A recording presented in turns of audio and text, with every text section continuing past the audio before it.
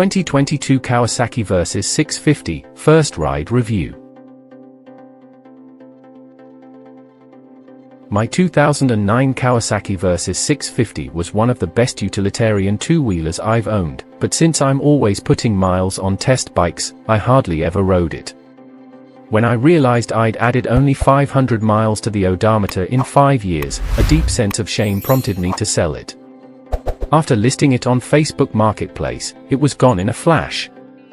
Due to the high prices for used motorcycles right now, I earned a small profit, about $1 for every mile I put on it. Flash forward a few months and I'm wending my way through the twisty interior of San Diego County aboard a 2022 Kawasaki Versys 650. It's the $9,999 LT version with hard saddlebags and handguards, which only comes in metallic flat spark black this year.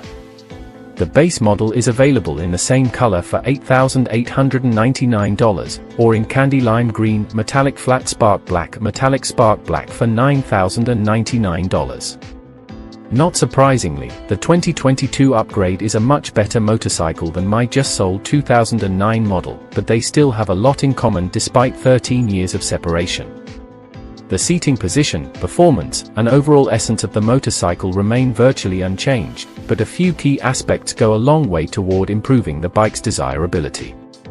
New for 22 is a full-color 4.3-inch TFT display that is a major improvement over the previous instrument panel, and light years beyond the one on my 09 model. The layout of information is modern and clean, blending everything: the gear position indicator, fuel gauge, tach, speedo, clock, trip meter, etc., into a centrally located format. A rider can choose between a black or white background, and the screen brightness automatically adjusts to ambient light levels. Simultaneously depressing two analog buttons on the display allows a Bluetooth connection to be established between the Versys and Kawasaki's Rideology smartphone app. The app features a useful and handy maintenance log, general bike info, and the ability to record rides as well as share them with others. During the ride, when the bike and app are talking to one another, the TFT display will notify the rider when a new call or email has been received.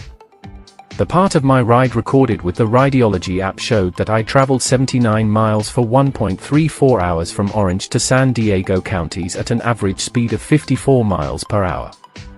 The map, however, displayed a straight line from point A to point B, not an accurate GPS mapping of the twists and turns. My old Versys windscreen was adjustable only if I were willing to remove the 4 bolts necessary to position it differently, which rarely, if ever, happened. The inefficiency of the process meant a rider found a likable position for the windscreen, and that's where it stayed. The new Versys features an easily adjustable windscreen that can be raised and lowered to 4 different settings over a 3-inch range. It's a two-handed affair with one hand depressing the lock button while the other moves the windscreen, but it's worth the small effort. The upper position deflects wind quite well, while the low position puts the rider more in the wind stream. The new windscreen is the cherry atop a redesigned upper fairing that shares a family resemblance with its Literbike counterpart, the Versys 1000. The sides of the new cowling are ducted to move air around the rider, while the dual headlights are now bright, low-wattage LEDs. The rear of the Versys matches the front with aggressively pointy style and a new LED taillight. Anti-lock brakes now come standard on all Versys 650 models, as does traction control. The 649 cubic centimeters liquid-cooled parallel twin powering the Versys isn't a tire shredder. When we dyno tested a 2020 Versys 650, it sent 63 horsepower and 43 pound-foot of torque to the rear wheel, but it can certainly break traction given enough throttle when leaned over. TC has 2 settings, with the first being less intrusive and the second providing a more conservative safety net that should prove beneficial to newer riders or experienced ones caught in low traction conditions. If desired, traction control can be switched off entirely via a switch located on the left switch pod. Kickstand up and traveling south on Interstate 5 toward San Diego, the Versys felt like a comfortable and familiar old shoe. Exiting the slab and venturing into the twisties, it soon becomes apparent the Showa suspension stock settings were a tad soft for my taste.